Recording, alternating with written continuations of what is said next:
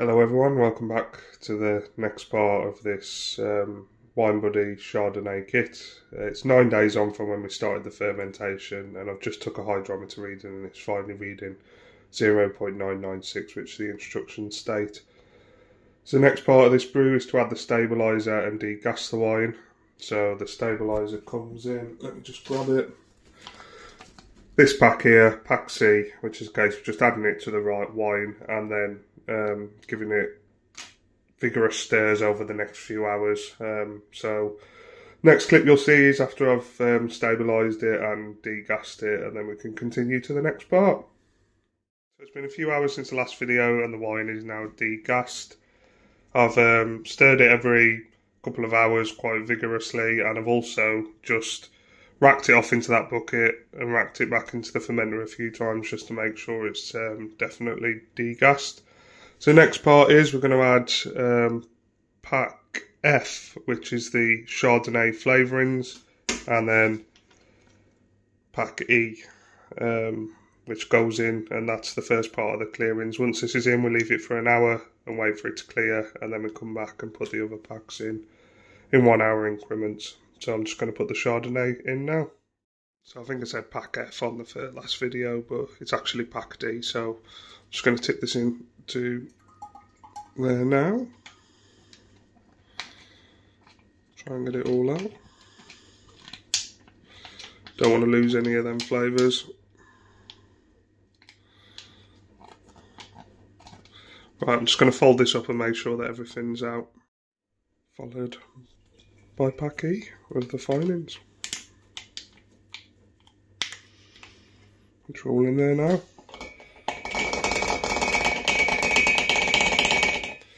It now says to lightly stir, so I'm going to get my sanitised spoon and just give the wine a bit of a stir. And I'll come back after 1 hour and add the next stage of finings, so I'll see you in an hour. Just a quick update video after putting the first finings in. As you can see, I've already got quite a decent sediment build up at the bottom. So I did actually lose quite a bit when racking off to try and degas. There was a lot of sediment in the bottom of here initially, so I decided to just tip that down the sink stop the chance of it getting into the wine at the end. So yeah, got another half hour to go before the next finings go in. So it's been 1 hour since we added the last pack of finings, so this time it's pack F, finings 2, which is going in. So same again, just going to pour it straight into the wine and give it a stir.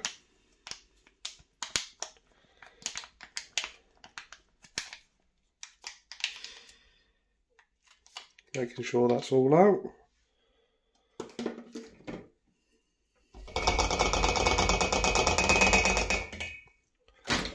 So once again, with my sanitised spoon, give it a good gentle stir to make sure that it's all in there. So now, wait another hour and add the final stage of the finings. Right, after what was possibly the longest hour of my life, it's the final stage of finings going in. So this one's pack G, so it just goes in, just like the last ones have. So hard trying to do this one-handed. Into the beer. So it's all out, and then with my sanitised spoon, just give it a gentle stir. Watch the last video back and I'm sure I probably gave that too much of a vigorous stir, but anyway. So that's mixed in. So now this is going to sit for 24 hours to hopefully clear, and then tomorrow, fingers crossed, should be bottling day.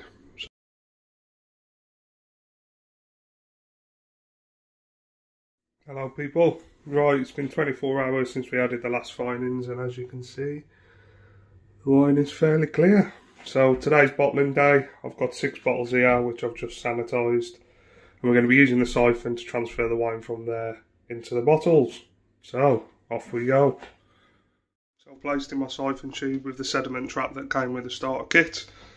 So I'm just going to give it a suck. And in she goes.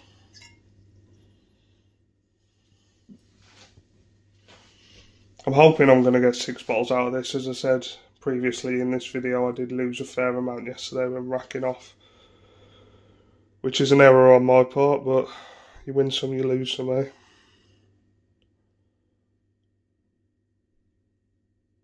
So it's nicely filling up.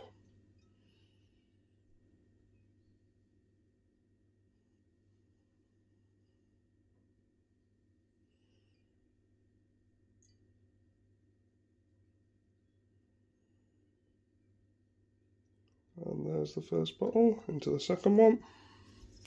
Well, I'm just going to carry this on for the next 6 bottles and I'll get back to you after I've done them all. So that's the siphoning complete. As you can see, there's all the sediment in the bottom of the demijohn.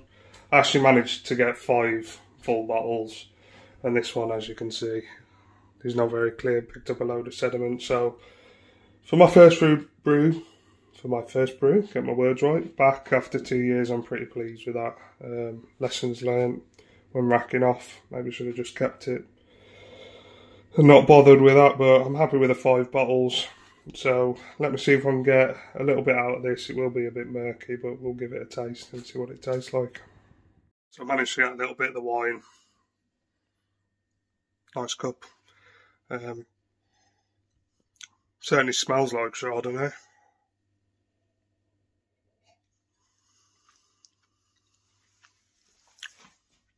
Yeah, it's alright.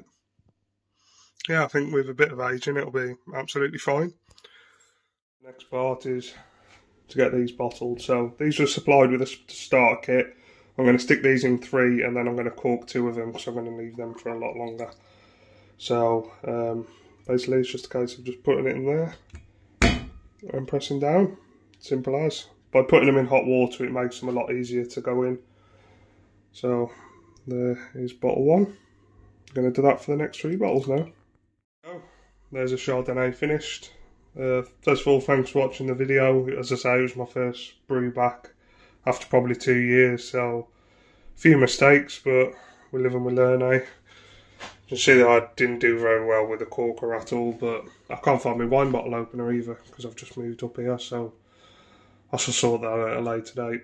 But anyway, thanks for watching. Tune in for the next video. I think the next video I'm going to be doing is a fruit pastel turbo cider, which I've seen on Moss Home and Gardens YouTube channel. So I'm going to be giving that a try. So once again, thanks for watching.